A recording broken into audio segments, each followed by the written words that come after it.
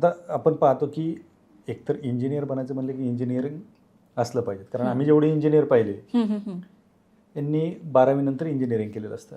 परंतु आम्ही असे आता विद्यार्थी पाहतो की तुमच्याकडे जे नॉन आय टी बॅकग्राऊंडवाले असतात ते येतात, तुम्ही त्यांना जॉब लावता. नक्की कोण कोण येऊ शकतं तुमच्याकडे आणि कोण कोण मागच्या दरवाज्याने आय टीमध्ये घुसू शकतं?